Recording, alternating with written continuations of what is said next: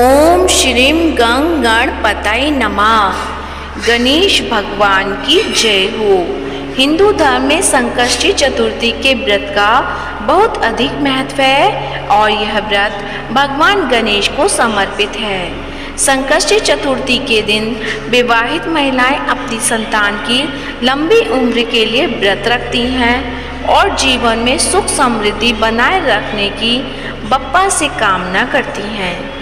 ऐसी मान्यता है कि जो विवाहित महिलाएं पूरे विधि विधान से व्रत रखती हैं, भगवान गणेश उन सभी बाधाओं को हर लेते हैं। हर दिन उनकी पूजा और विधि विधान से व्रत करने से भक्तों के जीवन से संकट दूर होते हैं और घर में सुख समृद्धि बनी रहती है। संकष्टी चतुर्थी व्रत कृष्ण पिंगल संकष्टी चतुर्थी हर साल आषाढ़ मास के कृष्ण पक्ष की चतुर्थी तिथि को रखा जाता है। इस साल पंचांग के अनुसार चतुर्थी तिथि 14 जून दिन शनिवार को दोपहर 3:46 से शुरू होगी और 15 जून दिन रविवार को दोपहर 3:51 पर समाप्त होगी। इस व्रत में चंद्रमा की पूजा की जाती है, इसलिए चंद्रोदय के अनुसार ये व्रत 14 जून को रखा जाएगा। इसे दिन रात लगभग 10:07 पर चंद्रोदय होगा। अब बताऊंगी आपको संकष्टी चतुर्थी पूजा विधि। संकष्टी चतुर्थी का व्रत भगवान गणेश की पूजा और चंद्र दर्शन के साथ पूर्ण होता है।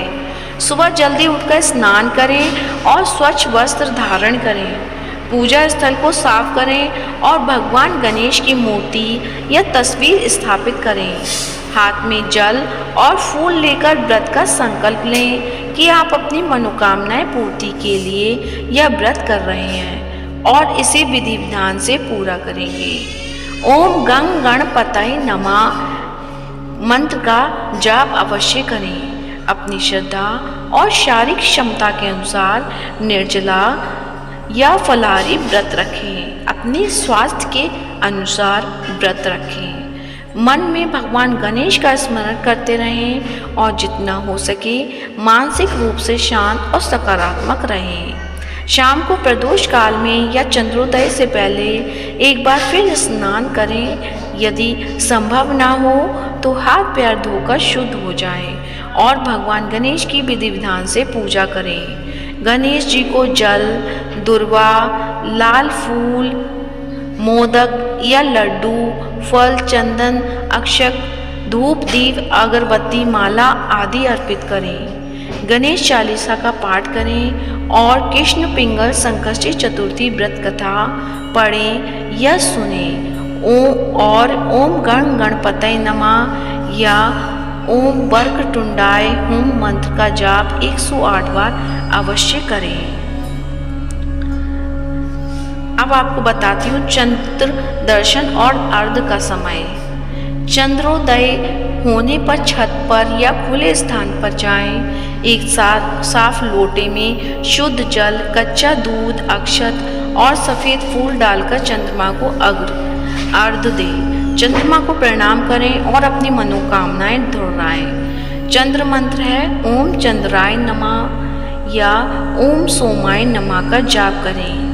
माना जाता है कि चंद्रमा के दर्शन और अर्घ के बिना संकष्टी चतुर्थी का व्रत पूर्ण नहीं होता। अब व्रत पारण कैसे होगा?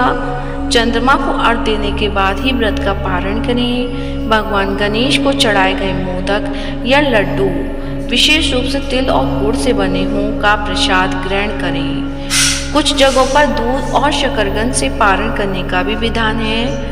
फलाहार या सात्विक भोजन से व्रत खोलें। जो चीज़ें व्रत में वर्जित थीं उन्हें न खाएं। हल्का और सुपाच्य भोजन करें ताकि पेट पर जोर ना पड़े। और किन बातों का खास ध्यान रखना है? महिलाएं व्रत के दौरान फल, दूध, दही, छाछ, पनीर, साबूदाना, कूटू का आटा, सिंगाड़े का आटा, शकरकंद, मूंगफली, नारियल, मेवे, सेंधा नमक का प्रयोग करें। अनाज, चावल, गेहूं, दालें, साधारण नमक, हल्दी, लाल मिर्च, गरम मसाला, प्याज, लहसुन, मांसाहार, अंडे, शराब, धूम्रपान, अधिक तला भुना भोजन ना करें। इस दिन काले वस्त्र धारण ना करें, पीले या लाल वस्त्र पहनना शुभ होता है। भगवान गणेश को तुलसी का पत्ता अर्पित ना करें, किसी से वाद विवाद ना करें और मन में सकारात्मक विचार रखें। अपनी सामर्थ्य अनुसार दान पुण्य करें। इस प्रकार संकष्टी चतुर्थी का व्रत विधि विधान से करने और सही नियमों का पालन करने से भगवान गणेश की कृपा प्राप्त होती है और जीवन के सभी संकट दूर होकर खुशहाली आती है। तो ये थी गणेश चतुर्थी से जुड़ी कुछ जानकारी। उम्मीद करती हूँ जानकारी अच्छी लगी होगी। जानकारी अच्छी लगी तो वीडियो को लाइक करें, शेयर करें और चैनल को सब्सक्राइब करें। प्रिय भक्तजनों, हमारे चैनल पर संकष्टी चतुर्थी व्रत कथा भी प्रस्तुत की जाएगी। उसे भी पूरे श्रद्धा भाव से और प्रसन्नचित मन से पूरा अवश्य सुनें। धन्यवाद।